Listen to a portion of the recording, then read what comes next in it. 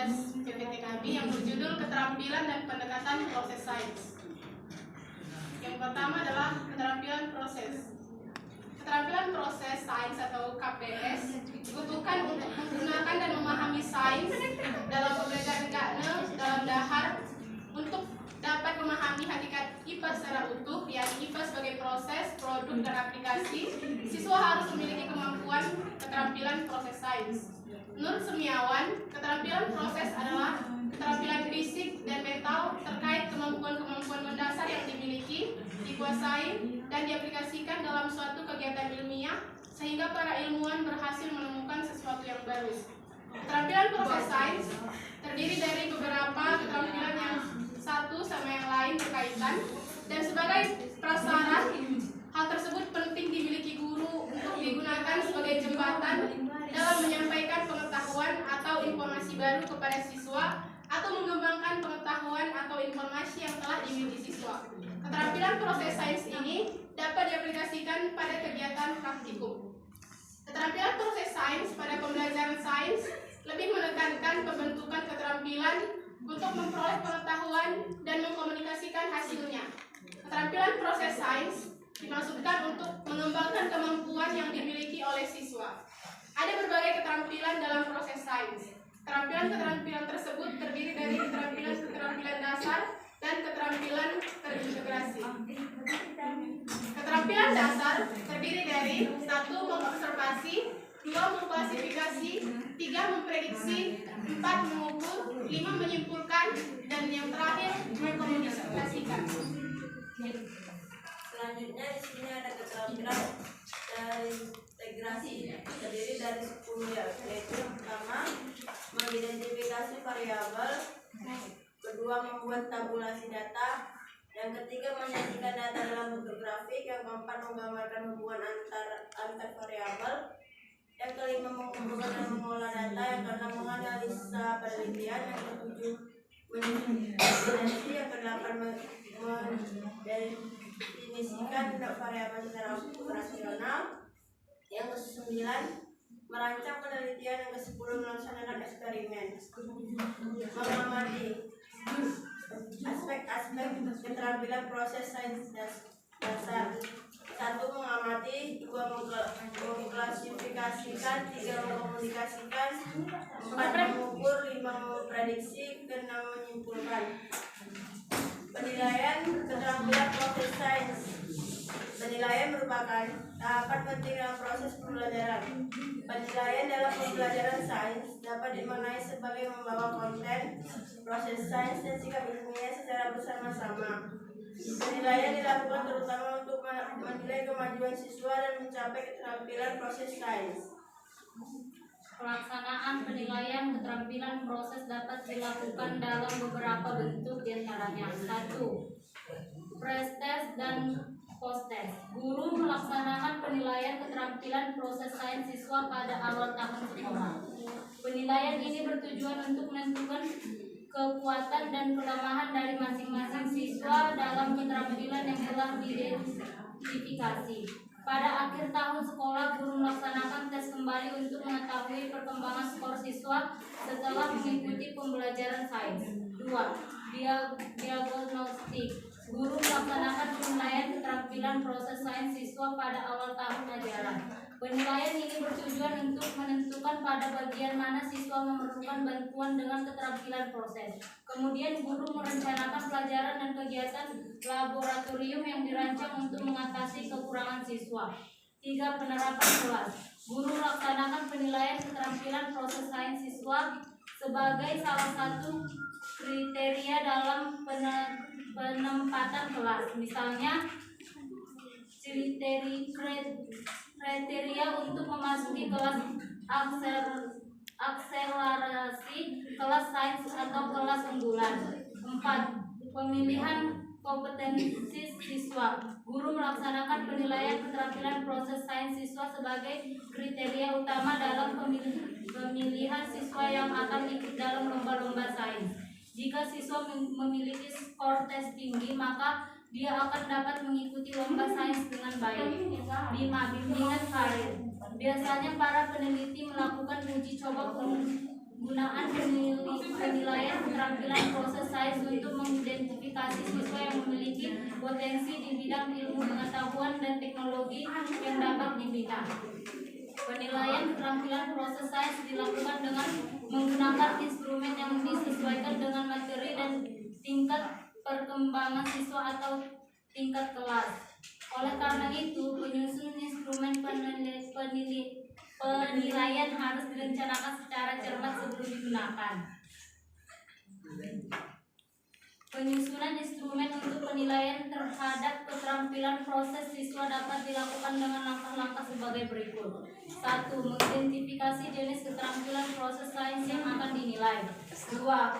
Merumuskan indikator untuk setiap jenis keterampilan proses sains. 3. Menentukan dengan cara bagaimana keterampilan proses sains tersebut diukur. Misalnya apakah tes kerja, tes tulis, atau tes lisan. 4. Membuat kisi-kisi instrumen. 5. Mengembangkan instrumen pengukuran keterampilan proses sains berdasarkan kisi-kisi yang dibuat. Pada saat ini perlu mempertimbangkan konteks dalam item tes keterampilan proses sains yang tingkat keterampilan proses sains atau objek tes. 6. Melakukan validasi instrumen. 7. Melakukan uji coba terbatas untuk mendapatkan validasi dan reliabilitas empiris. 8. Perbaikan butir-butir yang belum valid. 9. Terapkan sebagai instrumen penelitian keterampilan proses sains dan pembelajaran sains.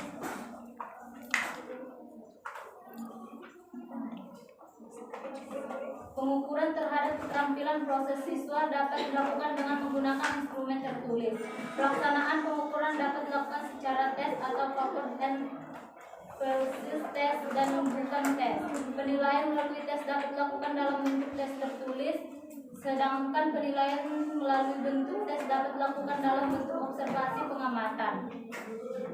Menurut Bajak tahun 2000, penilaian dapat keterampilan proses harus dilakukan melalui tes tertulis dibandingkan dengan teknik observasi. Namun demikian, menggunakan kombinasi kedua teknik penilaian tersebut dapat meningkatkan akurasi penilaian terhadap keterampilan proses sains. 1. Penilaian keterampilan proses melalui tes tertulis. Penilaian secara tertulis terhadap keterampilan proses sains dapat dilakukan dalam bentuk esai dan penilaian ganda. 2. Penilaian keterampilan proses melalui bukan tes. Penilaian melalui keterampilan proses sains melalui buku tes dapat dilakukan dalam bentuk observasi atau pengamatan.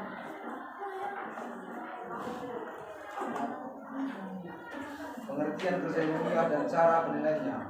Kerja ilmiah merupakan cara memecahkan permasalahan dengan serangkaian kegiatan yang berurutan atau sistematis. Wasit dan Irianto tahun 2008. Dalam melakukan kerja ilmiah, seseorang dituntut memiliki beberapa keterampilan. Keterampilan tersebut meliputi keterampilan proses dan keterampilan penggunaan alat kerja. Keterampilan proses merupakan kecakapan dari dalam setiap tahapan atau langkah kerja ilmiah. Misalnya terampil melakukan observasi, mengolah data, menafsirkan data, dan melakukan eksperimen. Terampil menggunakan alat, misalnya dapat menggunakan voltmeter, mengecerkan larutan, menggunakan mikroskop, dan membuat perapat dengan baik dan benar. Semiawan et al. Tahun 1990 mengungkapkan keterampilan pada kerja ilmiah adalah sebagai berikut. 1. Observasi menggunakan indera untuk memilah-milahkan mana yang penting dari kurang penting. Klarifikasi mencari atau menemukan persamaan dan perbedaan atau memberikan kriteria tertentu untuk melakukan pengelompokan. Prediksi mengajukan dugaan atau ramalan berdasarkan hasil observasi atau penelitian yang memperlihatkan pola atau kecenderungan tertentu.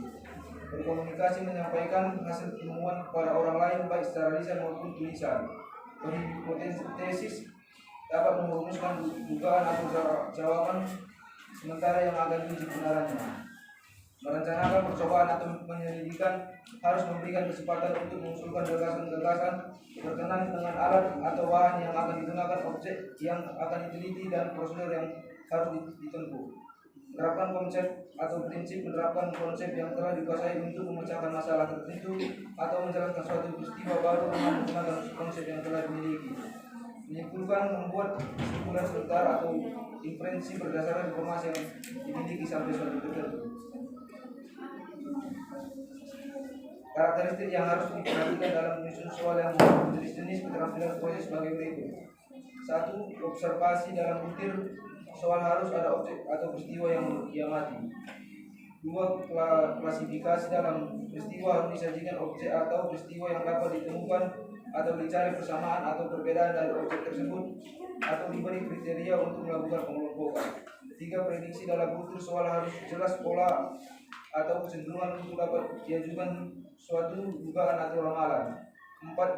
Interpretasi dalam butir soal harus disajikan sejumlah data untuk memperlihatkan pola dan komunikasi dalam soal harus ada satu bentuk penyajian tertentu untuk diubah ke bentuk penyajian lainnya, misalkan untuk uraian kebagan bentuk tabel bentuk grafik.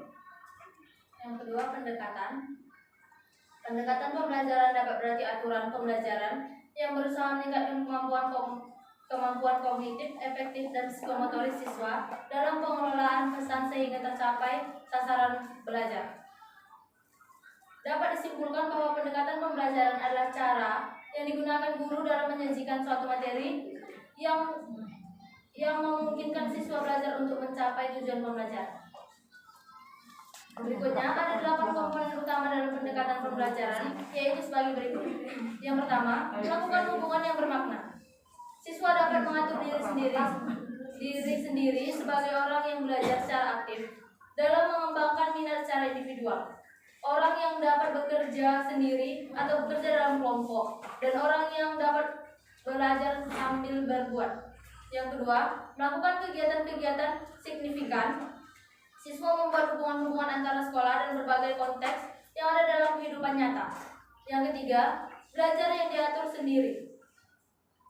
Siswa melakukan pekerjaan yang signifikan, yaitu tujuannya ada unsur dengan orang lain, ada hubungan dengan penentuan pilihan, dan ada produknya atau hasil yang sifatnya nyata. Yang keempat, bekerja sama. Guru membantu siswa bekerja sama secara efektif dalam kelompok.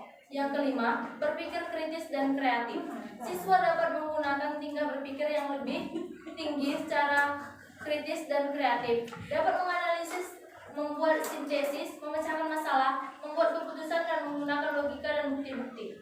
Yang keenam, mengasuh atau memelihara pribadi siswa. Siswa memelihara pribadinya, mengetahui, memberi perhatian, memiliki harapan-harapan yang tinggi, memotivasi, dan memperkuat diri sendiri. Yang ketujuh, mencapai standar yang tinggi. Siswa mengenal dan mencapai standar yang tinggi, mengidentifikasi tujuan dan motivasi siswa untuk mencapainya. Yang kedelapan, menggunakan penilaian autentik. Siswa menggunakan pengetahuan akademis dalam konteks dunia nyata untuk suatu tujuan yang bermakna. Dilihat dari pendekatannya, pembelajaran terdapat 2 jenis pendekatan, yaitu yang pertama pendekatan pembelajaran yang berorientasi atau berpusat pada siswa. Yang kedua, pendekatan pembelajaran yang berorientasi atau berpusat pada guru. 4 unsur strategi dari setiap usaha, yaitu A. Mengidentifikasi dan menetapkan spesifikasi dan kualifikasi hasil. B. Mempertimbangkan dan memilih jalan pendekatan utama yang paling efektif dan untuk mencapai sasaran. C. Mempertimbangkan dan menetapkan langkah-langkah yang akan ditempuh secara aktif awal sampai dengan sasaran. D. Mempertimbangkan dan menetapkan tolak ukur dan patokan ukur untuk mengukur dan menilai taraf keberhasilan usaha. Jika kita terapkan dalam konteks pembelajaran, keempat unsur tersebut adalah: jika kita terapkan yang pertama, menetapkan spesifikasi dan kualifikasi tujuan pembelajaran, yakni merubah profil perilaku dan pribadi peserta didik. B. Mempertimbangkan dan memilih sistem pendekatan belajar yang dipandang paling efektif. C. Mempertimbangkan dan menetapkan langkah-langkah atau prosedur, metode, dan teknik pembelajaran. D. Menetapkan norma-norma dan batas minimum ukuran keberhasilan atau kriteria dan ukuran baku keberhasilan.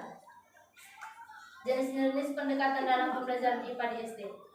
Yang pertama, pendekatan konsep. Pendekatan konsep adalah pendekatan yang mengarahkan peserta didik menguasai konsep secara benar dengan tujuan agar tidak terjadi kesalahan konsep. Yang kedua, pendekatan lingkungan. Pendekatan lingkungan adalah pendekatan proses dengan lingkungan sebagai sarana atau media memperkenalkan lingkungan kepada peserta didik dalam mengembangkan aspek kognitif. Yang ketiga, pendekatan discovery. Pendekatan discovery merupakan pendekatan mengajar yang memerlukan proses mental seperti mengamati, mengukur, menggolongkan, menduga, menjelaskan, dan mengambil kesimpulan. Yang keempat, pendekatan berbasis konstruktivisme. Jadi sekian presentasi dari kami kelompok 6. Jika teman-teman mau bertanya, persilahkan.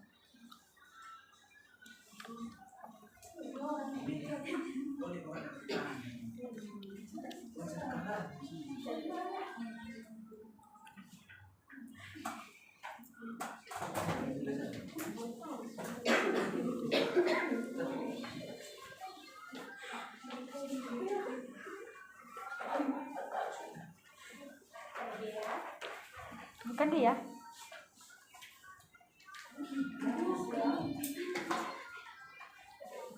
Sudah? Mengapa dalam pembelajaran IPA perlu diterapkan pembelajaran keterampilan proses sains?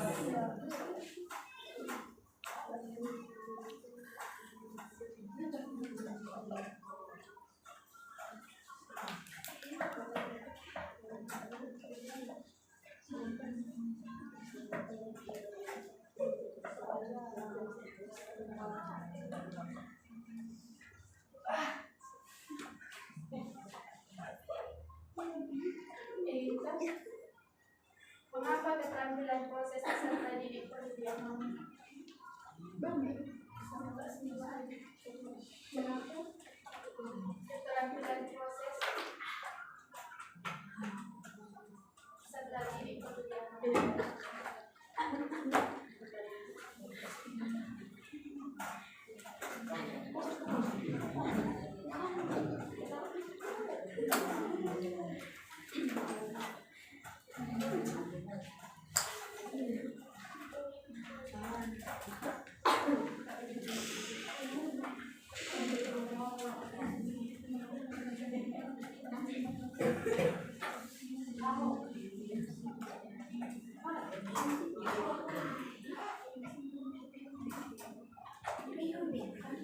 Oke, yang jawab oke. Istirahat dulu.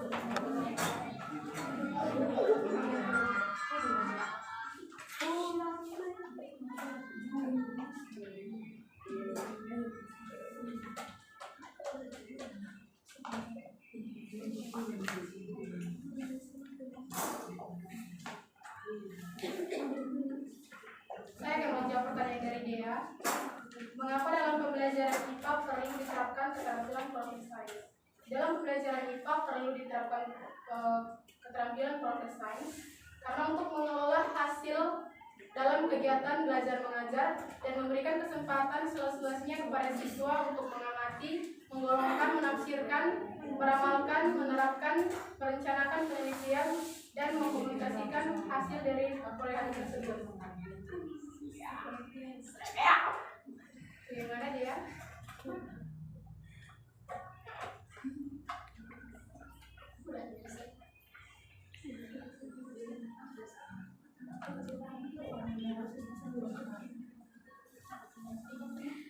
Saya akan menjawab pertanyaan dari Gita. Mengapa keterampilan proses peserta didik perlu diamati? Tujuan keterampilan proses adalah mengembangkan kreativitas peserta didik dalam belajar, sehingga peserta didik secara aktif dapat mengembangkan dan menerapkan kemampuannya. Peserta didik belajar tidak hanya untuk mencapai hasil, melainkan juga belajar bagaimana belajar. Jadi sekian presentasi dari kami kelompok 6. Terima